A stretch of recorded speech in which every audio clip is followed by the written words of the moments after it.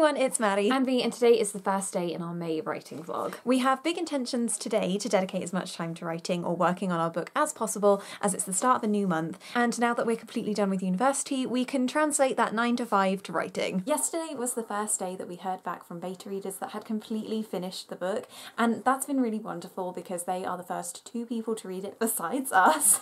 And they had some really positive things to say, and we're going to be combing through their feedback because we made them give overall comments about the book and what they thought the strengths and weaknesses were. So we're going to be making notes about that. Fingers crossed that we'll hear back from the rest of our beta readers about the whole novel by the end of the month, and then we'll be able to see the patterns of feedback and if everyone is in agreement about what's good. Something that happened to us at the end of last month was DV Pit, and we weren't sure the day before whether we were going to enter or not because we'd literally handed in our dissertation on the 24th, and the 25th is when DV Pit was, and we didn't have our pitch prepared and we hadn't been thinking about it for as long as we thought we would. But we decided to give it a go as it just felt right that things had worked out. So we scheduled our tweets the night before so we wouldn't have to look at Twitter throughout the day, and we also had our best friend Kibbs coming over to celebrate being done with university. So we were completely distracted from our phones the whole time, which was obviously a good thing because it meant every notification we weren't checking to see who it was. We had 13 agents request overall, which is obviously very exciting, and then afterwards we wrote all of their details down and we started to look at their agencies because a lot of them we didn't know because DV Pit is a primarily American thing. That was another reason that factored into us maybe not wanting to do it straight away,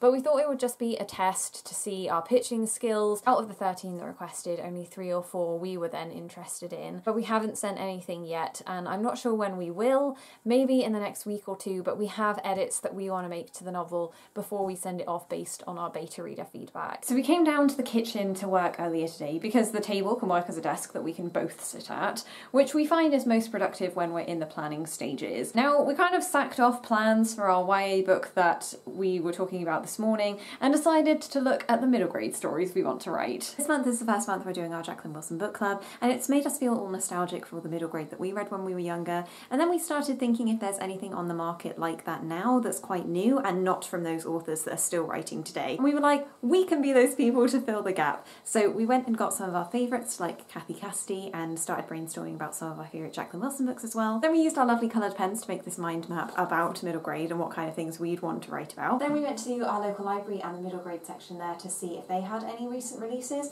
and we came away with quite a few things, but I'm not sure they're from like this year or last year. So we had these 2 piles. Yeah. They're not all contemporary stories, some of them were just middle grades that we wanted to read. One of my choices was The Mixed Up Life of Lily McLean by Lindsay Littleton. It's about a girl who goes on holiday with her gran and meets a bunch of new friends, and then she has other dramas happening in her hometown. It seems to have the same humorous tone as The It Girl by Katie Birchall and Waiting for Callback by Honor and Perdita Cargill. Then I couldn't help myself from picking out the 2 Notebooks of a Middle School Princess by Meg Cabot books. These follow Olivia Grace, who turns out to be Mia's younger sister that she didn't know about, and this one is obviously taking place around the time of the royal wedding as its bridesmaid in training. I haven't finished the Princess Diaries series, but it's definitely something I want to do this summer, and I was just really fascinated to see the middle grade voice and how that compared to Mia's, because I always thought that the Princess Diaries was quite a young YA book. And I have Om Shanti Babe by Helen Limon, and I picked this one up because it won a diversity prize in 2011. It's about a girl called Cassia who moves to India with her mum who has a new boyfriend over there, so she's learning more about the culture and she's making new friends, and I think she has a new sister as well. And then a pop idol comes on the scene and he sings a song called Om Shanti Babe, and that's where the title comes from, and I think they run into him very Disney Channel original movie style. And because we already had lots of Kathy Cassidy's more YA titles, we wanted to see what her middle grade titles were like, so we picked out Strike a Pose Daisy Star. I think there are 3 books in this like trilogy, and I'm not sure if this is the first one or whatever, but I'm just looking forward to seeing how different it is to her other books. It's quite a lot shorter, but I'm wondering if it will have the same vibe, and hopefully we can learn something about the difference between the 2. Then I picked up Stupid Cupid by Melody James, which sounds super cheesy and the cover is absolutely ridiculous, and it's the second in a series, but once again this was just more to learn more about the middle grade voice. Then we have The Baking Life of Amelie Day by Vanessa Curtis. This is all about Amelie who joins a teen baking competition, but she has cystic fibrosis and she doesn't want her disability to stop her from participating. I'm really looking forward to the disability rep in this one, and also the baking, because that seems to be a huge trend in middle grade, as I've also recently read The Secret Cooking Club by Laurel Remington, and I have the sequel to that, so if this inspires me for more baking, then I'll jump right on that too. So these were all the books that we picked up from the library, and we're trying to read the first couple of chapters or the first 50 pages, whatever comes first. So today we worked a little bit more on our middle grade project, and we've moved past just generally brainstorming about it, and you've seen that mind map, to actually thinking about what concrete things we want to be in this story. And we've made a Word document that is a little bit easier to navigate than on paper, because it means we're just writing down every single idea we have and then deleting the things that we don't think will make it in. Unlike our YA project, this middle grade novel is just going to be told from one perspective, so we want to make sure that we have a really clear outline so that me and B can still write separately but all be moving towards the same goal. So this outline process will probably be a lot more rigorous than it was for our previous project, but we've already come up with so many ideas, and because we have each other to bounce off of, one idea just spans into 4 different ones, so they become developed really quickly. I think at this point it's just about streamlining our ideas, because we have a lot for our main character and now we need to find out what her motivations are and whether some of those will be shifted into her backstory and what will actually happen in the main plot of the book. We're just really confident with this project so far and having so much fun with it, and we want to keep that vibe, because as soon as it starts to feel like work, like our other project does, then we'll probably just be drawn to start on a new idea. But now we've heard back from a few more of our beta readers on our YA project, we have to shift gears, so this has become more of a side project. It's the 7th of May and today we've been doing a read all day, but we took a break from reading because one of our beta readers got back to us after finishing the second part of our book, and she gave us some really insightful comments that have given us great direction for what we can do in our next round of edits. We were kind of floundering originally at what we had to change, and although I knew in the back of my mind what I wanted to do, these comments have really reflected the extent of what needs to be done, and it's definitely making us adjust our expectations for how long this process is going to be. It looks like it's not going to be quite the little skim that we thought. This is our book 1 notebook where we have been chronicling all our edit notes and reactions to beta reader feedback, so we just need to update this, and although it's scary, it's really exciting at the same time, and it just really emphasises the value of beta readers. And although we can't work on writing today because we've dedicated the day to reading, it's exactly what we're going to pick up tomorrow. It's given us great direction. So today we're going to be doing something a little bit different with our writing and changing up our location by heading over to the library. We get 4 hours free parking there, so hopefully we will stay as long as that and just sit butts on chairs and get working.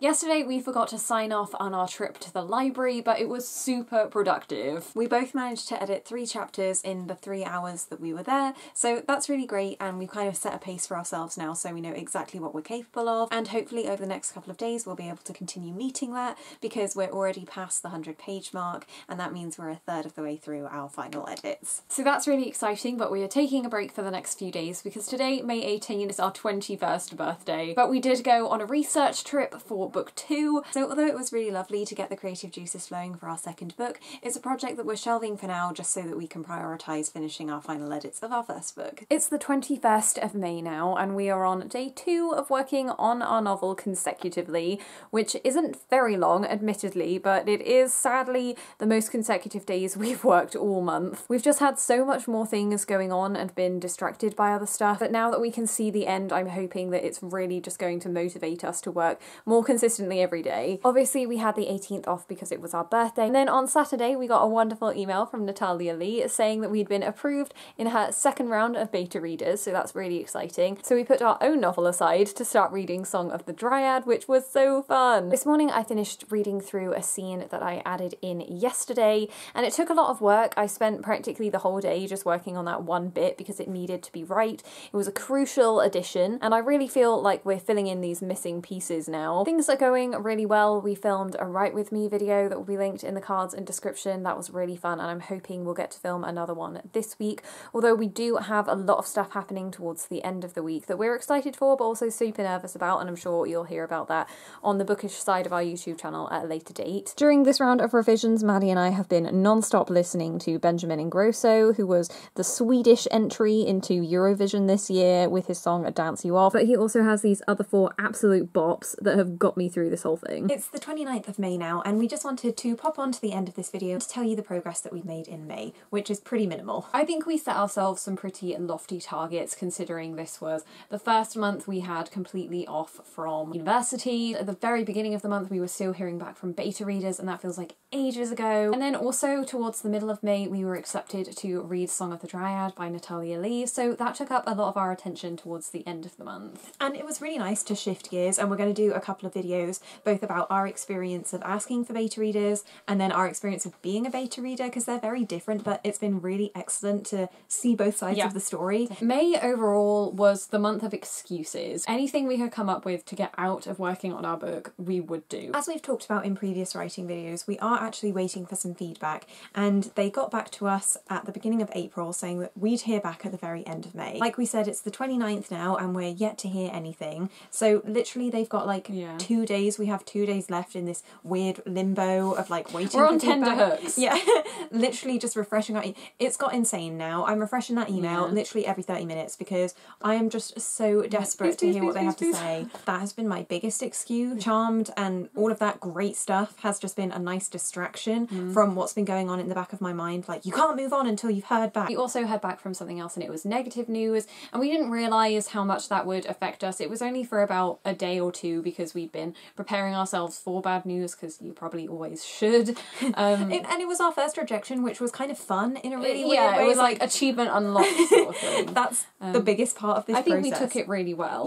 Yeah. And it wasn't a thing that is related to the novel that we're working on now. And in that rejection, we also got some feedback on what we were writing, which they'd expressly said that they weren't going to do. So that was really unexpected, but I'm now just going to print out all of their compliments and just repeat them to myself before I get working again, because they were really lovely things to say. So that definitely softened the rejection, and I feel like we worked through it a lot quicker had it just been like a form thing. So there was definitely two sides to that coin, but I think we took it under our belts really well, and it's going to be great preparation for any rejection we get further along the line, because we can always fall back on these like lovely comments that they had to us, like, well, at least we're still this. It's been a month of excuses and a month of waiting, and we also tried at the beginning of the month, which you saw, to distract ourselves by diving into a new project, which obviously you're told always never give in to the shiny new idea, but we thought we could be the exception and be working on that whilst editing our other things. So at the beginning we were very obsessed with this sort of younger YA idea that we had, and we developed it quite far, but we also know that can't even be like the second book we work on. We have other plans. And we've talked a little bit about that second project as well, because Camp NaNoWriMo is coming up again in July, and we're really, really excited to try and write 50,000 words, because obviously it's been ages since we did that back in November. I need that win under my belt. Definitely. And we're kind of putting the steps in place for June and what kind of prep we'll have to do, because we don't have a concrete outline. Like, we have ideas, but we haven't ever written them down. So that's going to be what June is. So you can look forward to some Camp NaNoWriMo prep videos that will be coming up next month. Overall, we're just sorry that this video has been a little bit of a mess, but that honestly reflects our own scatterbrains. Hopefully next month we'll have more purpose, we'll be more driven, we'll have heard back from everything by then, fingers crossed, so we can actually move forward the way that we planned. I'm not going to take this as a loss or a negative month in general, because there were so many reasons why this was difficult for us, and we haven't really mentioned it in our book videos on this channel, but we were actually hosting an event at our university on May 25th, and that sucked up a lot of our energy trying to organise that. And we got to moderate a panel for the first time, which was really exciting. We were both in charge of one of them, and that's kind of like a bucket list thing for us, so I was really happy that we got to do that, but just mentally I was not there for writing. Even though this event was all about writing YA, so I should have felt really inspired, I was just like... the stress of the situation undermined all of the excitement. So overall for this month, the progress that we made on our novel, I think we edited around 25 of the 38 chapters, which is really good. It's still good. Throughout this whole video we've kind of beat ourselves down on what little progress we've made, but when you take a step back, it's good. It's been okay. I think it's just because we know that the worst stuff, the hardest stuff, is still yet to come. So you know how every author-tuber does a video about how editing is hard? This has been that video. So thank you everyone so much for watching this May writing vlog. Next month will be better, we'll hold ourselves to that. And let us know how you've got on with your writing projects in the comments down below. You can follow us on Instagram and Twitter at MaddieandB, and subscribe if you haven't already. We'll see you next time.